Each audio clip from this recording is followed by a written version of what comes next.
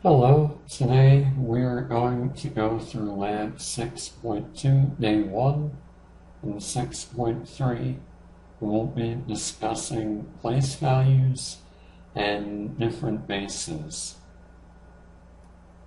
So for number 1, it says simplify the expression below.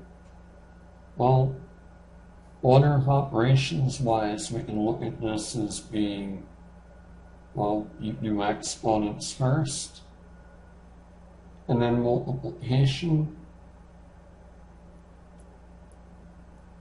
and finally addition.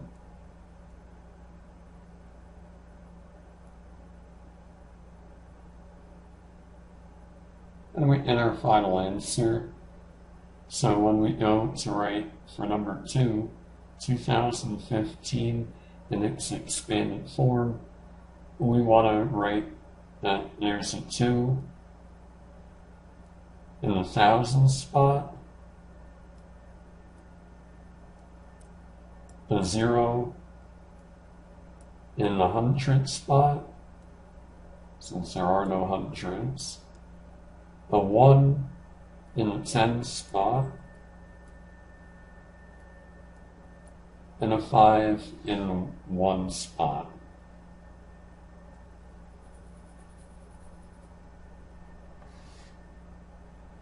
Okay, so for number 3, the system we use, what base does the Hindu-Arabic numeration system use?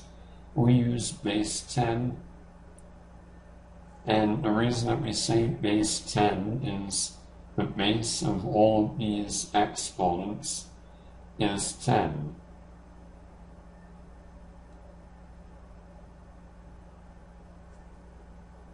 So for number 4, on the other hand, we're going to change this to being base 5.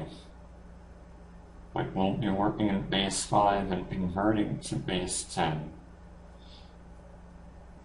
So the best way of looking at this is sort of like a cash register with different denominations of money. So rather than 1s and 5s and 10s that we're used to, let's say that there are 1s, 5s, 25s, or in other words, 5 to the 0, 5 to the first, and 5 squared. And we're told how many bills of each we have. So we have 4 1s, we have 1 5, and we have 2 $25 bills. And we're essentially asking how much money do we actually have.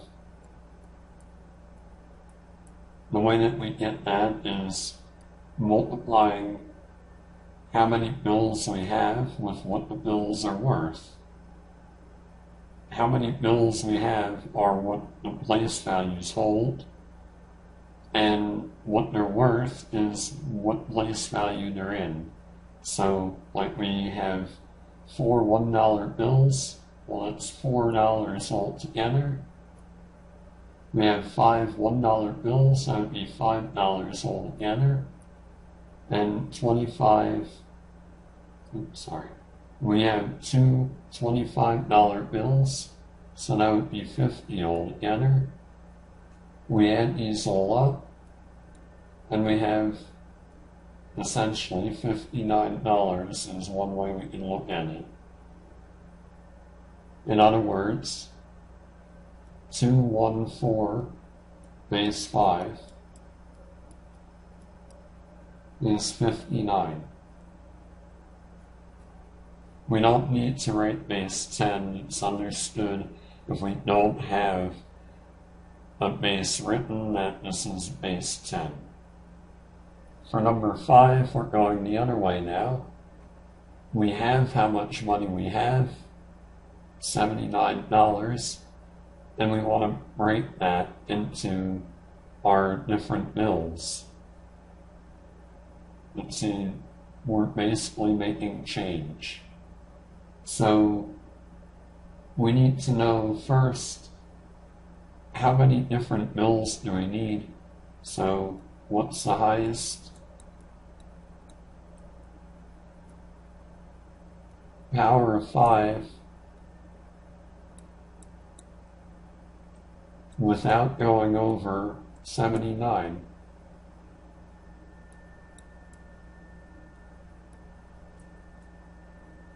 Well, you have 5 to the 0 is 1, 5 to the 1 is 5, 5 squared is 25,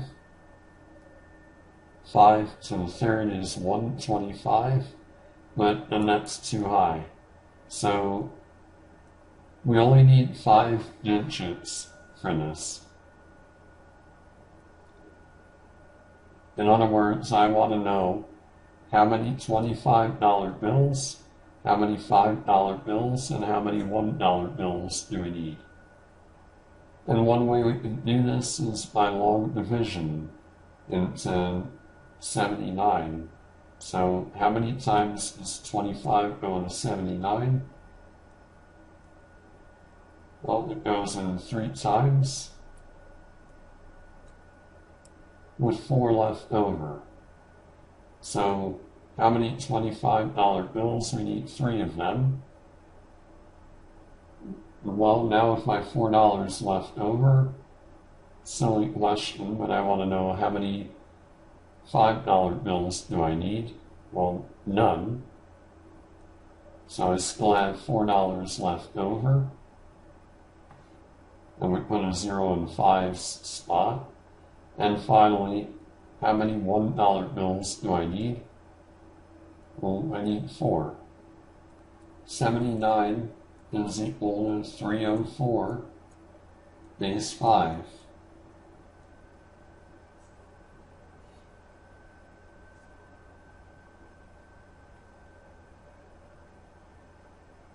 Let's do the same thing for number 6. Again, we want to know what's the highest power of 5 without going over 125. So we start listing them out. 5 to the 0, 5 to the first, 5 to the second, 5 to the third, and that actually gives us exactly what we want. It would be like asking how many 100 bills do you need if you want change for $100. You would only need 1 of them. Well, in this case, we're going to have 4 digits here.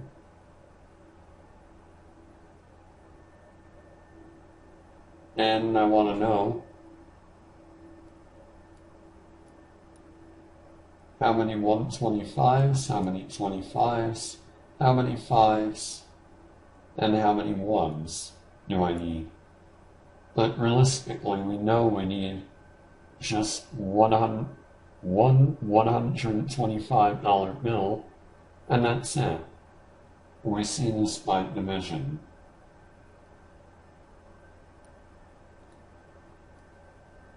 How many times does 125 go to 125? Once, with nothing left over. We could carry on and say, well, so how many 25s do I need? With 0 left over, but we know it's going to be 0. And similarly for the 5s and the 1s. So realistically,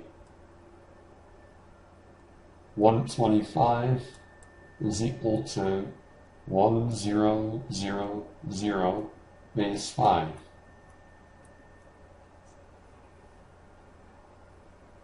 So carrying on the same way, we're in a different base, so that means we're going to be multiplying and adding.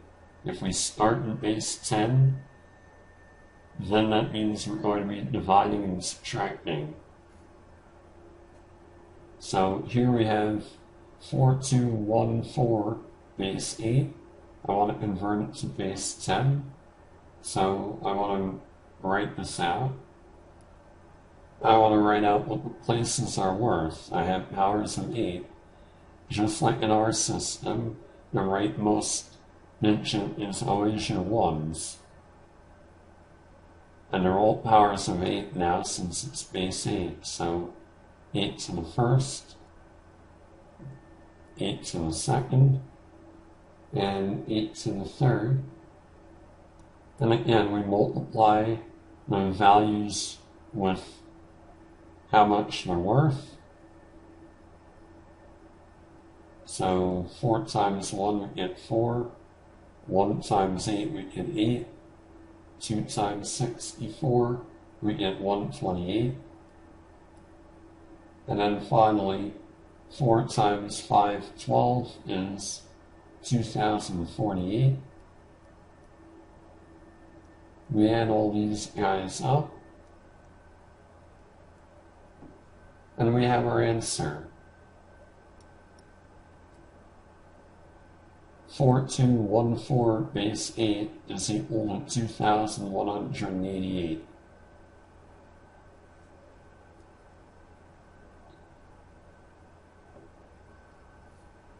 When we're dealing with bases higher than 10, the only thing to remember is that beyond 9, we start lettering our numbers. So A is 10, B is 11, and so on.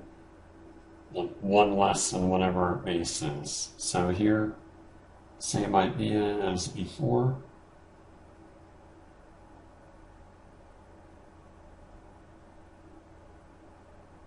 I have B is in the 1s place, but realistically I just want to write 11.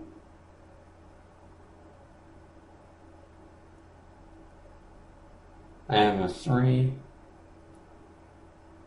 in the 12s place.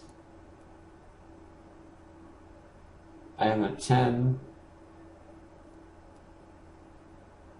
or in other words A, in the 144th place, 12 squared. And then finally, I have a 1 in, well, 12 cubed is 1,728.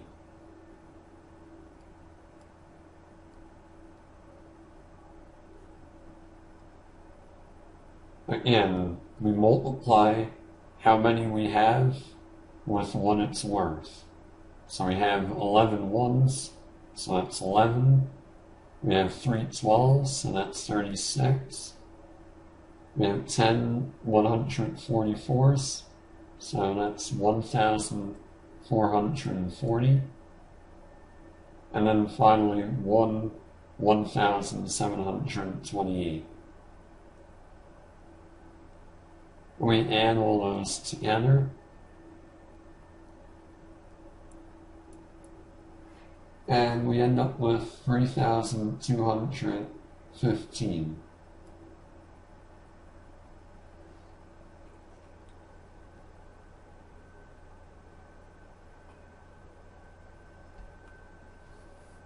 For number 9, well, now we're going backwards, and that means we have to be dividing.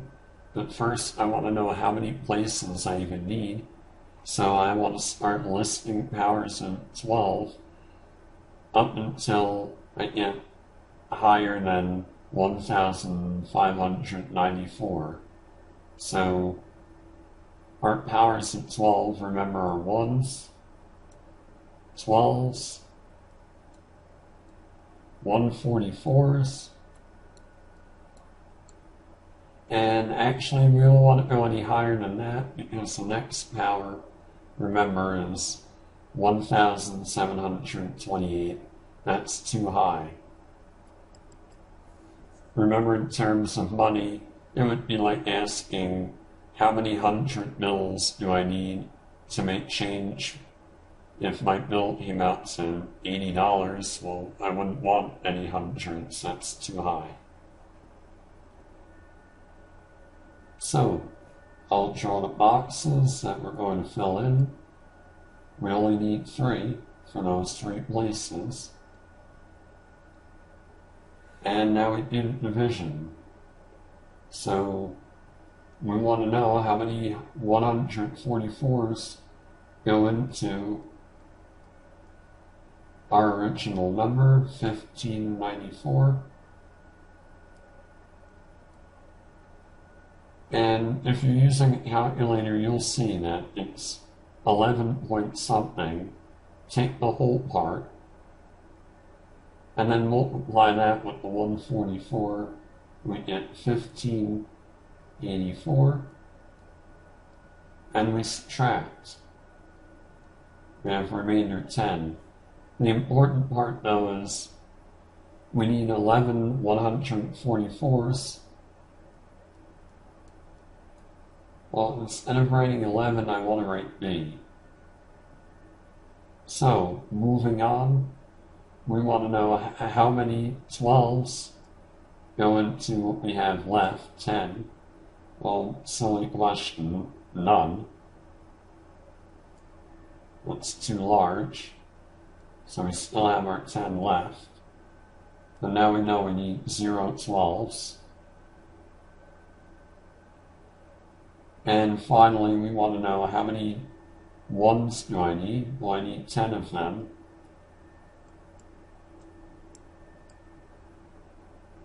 Again, instead of writing 10, I want to write A.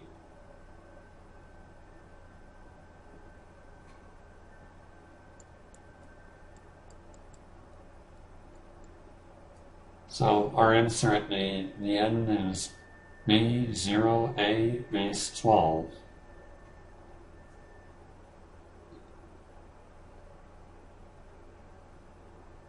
Finally, we want to be able to convert between certain bases. Base 2 fits into base 8.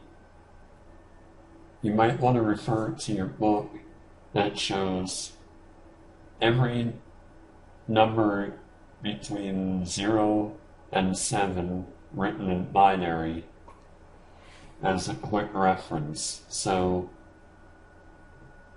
we have this numeral in base 2, 10111, and I want to convert it to base 8. So I want to write that down.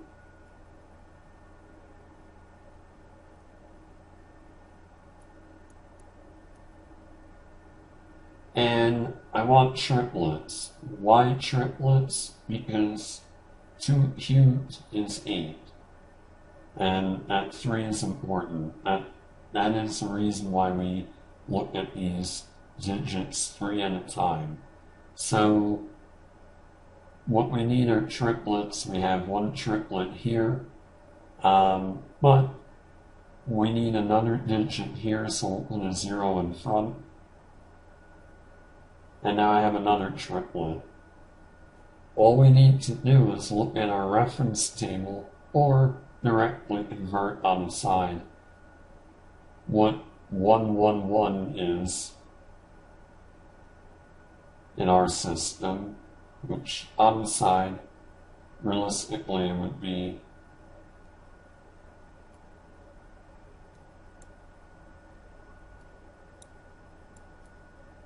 it would be 1 1, 1 2, and 1 4. We add them up and we get 7.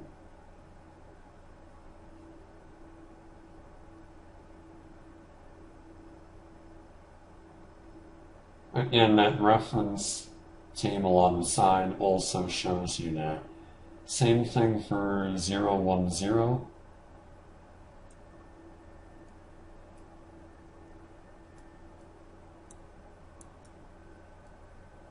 Zero ones, 1 2,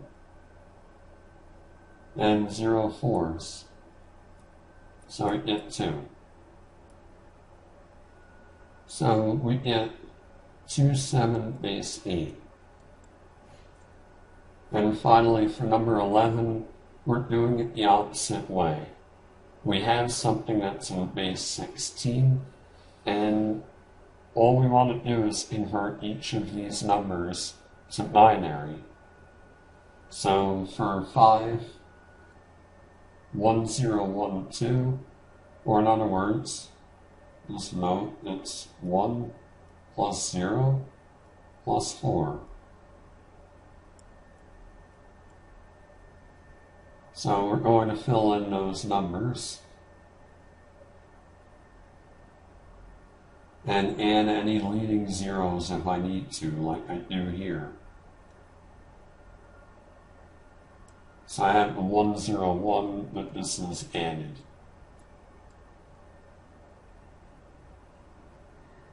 Same thing for A, which is 10. How do I write 10 in binary? Well, I have to add up 8, no 4s, and 2, and no 1s. So you get 1, 0, 1, 0. And finally 2 in binary, this is 1, 2, and 0, 1s.